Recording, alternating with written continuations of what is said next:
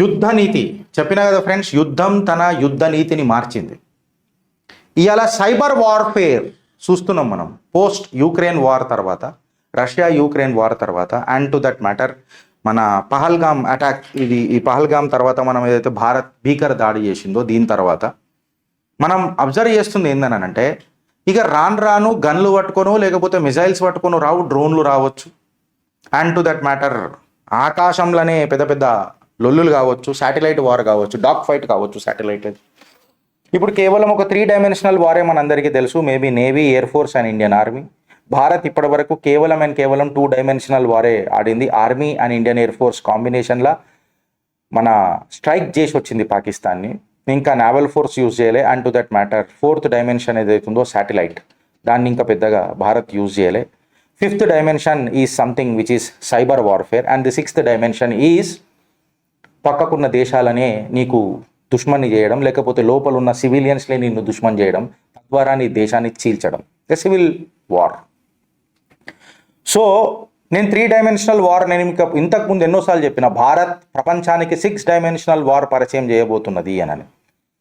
పరిచయం చేయబోతున్నది అనేది దానికంటే ముందు ఇది డిఫెన్స్ ఎక్స్పర్ట్స్కి తెలియదని కాదు, చాలా తెలుసు.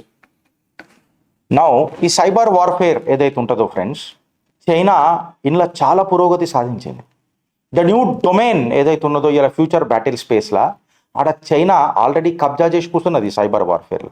భారత్ ఈ సైబర్ వార్ఫేర్కి రెడీ ఉన్నదా? Are we really ready? How ready is India ఈ సైబర్ వార్ఫేర్లా? సో దీని మీద ఒక చర్చ జరగాలన్నా వద్దా ఫ్రెండ్స్? మీ కామెంట్ రూపంలో జరుపుకుంటాం. ఇవాళ పాకిస్తాన్ మైట్ ట్రై ఎ సైబర్ అటాక్ అని చెప్పి రక్షక విశ్లేషకులు మాట్లాడుతున్నారు. అంటే మన డిఫెన్స్ అనలిస్టులు ఉంటారు కదా, వాళ్ళు మాట్లాడుతున్నారు. ఇవన్నీ లైట్ తీసుకునేటట్టు లేదు. సోల్జర్లు వాళ్ళ సరిహద్దులలో వాళ్ళ కార్యక్రమాలు వాళ్ళు చేస్తున్నారు. ఒక భారత పౌరుడు లెక్క నువ్వెంత అప్రమత్తంగా ఉన్నావు అనేది చాలా ఇంపార్టెంట్.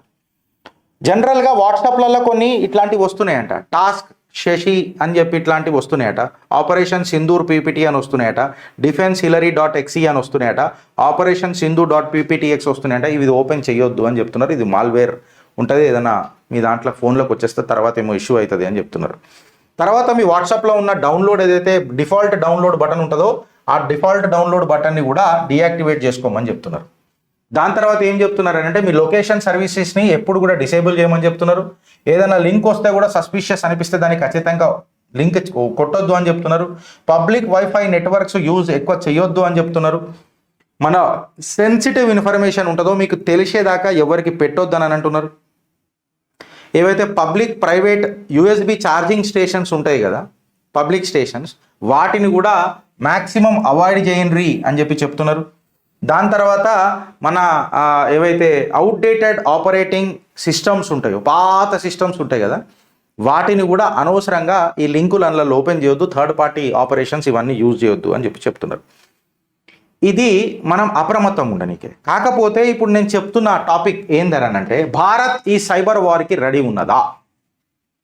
ప్రజలు అప్రమత్తంగా ఉంటారు, వాళ్ళ జాగ్రత్తలలో వాళ్ళు ఏమేమి చేయాలో చేస్తారు. కాకపోతే చైనాను ఎదుర్కోనికే భారత్ రెడీ ఉంటుందా అని అంటే, సుమారు ఇవాళ 3,800 గవర్నమెంట్ సర్వీసెస్లలో ఇంటర్నెట్ యూజ్ చేస్తున్నారు. సిఎల్ఎస్ఏ రిపోర్ట్ ప్రకారము ఈ డిజిటల్ పేమెంట్స్ ఏవైతే ఉన్నాయో భారత్లో 3 రెట్లు పెరిగి ఉన్నాయి. ఇప్పటికీ $1 trillion ఇన్ ఫైనాన్షియల్ ఇయర్ 26 నుంచి $300 billion 2021 నుంచి ఆల్మోస్ట్ $1 trillion ఫైనాన్షియల్ ఇయర్ 26కి వచ్చే వరకు జరుగుతుంది అని చెప్పి అంచనా వేస్తున్నారు మన ఆర్థిక నిపుణులు. డెలాయిట్ స్టడీ ఏం చెప్పిందనంటే, 1 billion స్మార్ట్ ఫోన్ యూజర్స్ ఉంటారంట 2026 వరకు.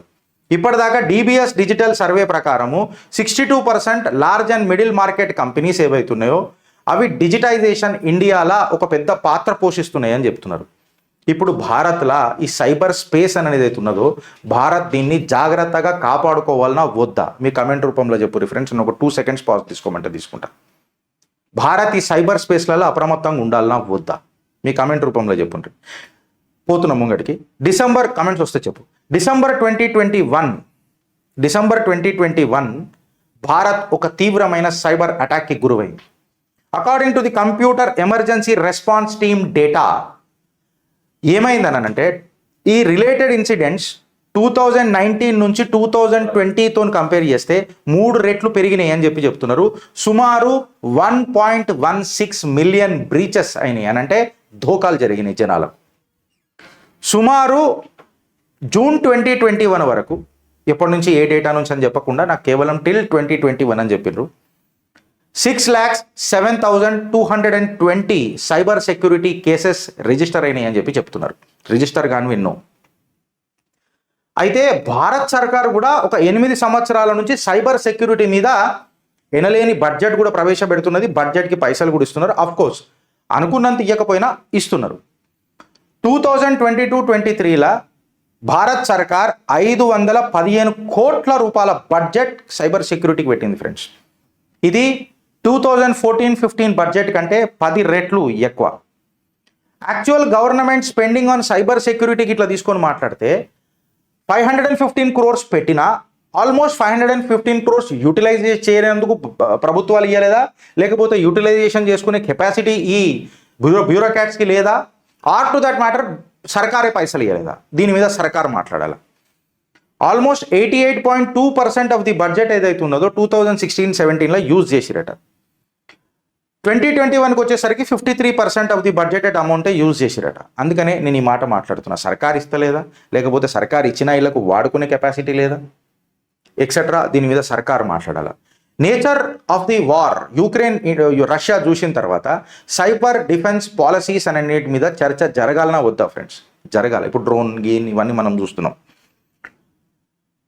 National cyber security strategy policy కూడా ప్రభుత్వాలు తీసుకొస్తున్నది. భారత్ సర్కార్ కూడా దీని మీద కీలకంగా పాటిస్తున్నది. 2024లో friends tier 1 status global cyber security index GCI అని చెప్పి మాట్లాడతాం.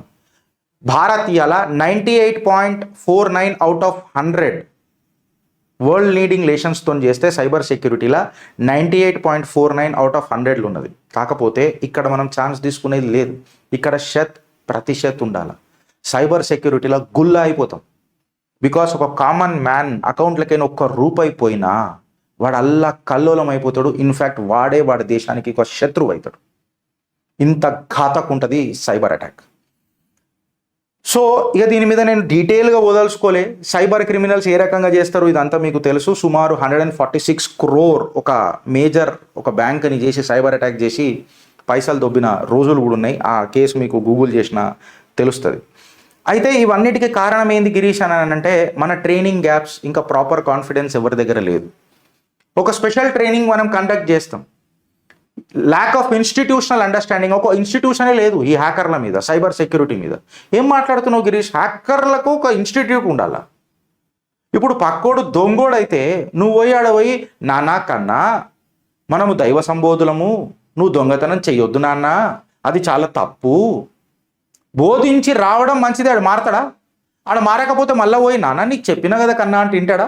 దొంగోనికి దొంగోని లెక్కనే ఆడ దగ్గర కూడా ఉన్నది. నువ్వు దోసుకోవడం మొదలు పెడతా నీ దగ్గరకు వచ్చి రాడు. ముళ్ళును ముళ్ళుతోనే తీయాలా అని చెప్పి ఊకనే మాట్లాడాలి మన పెద్దలు.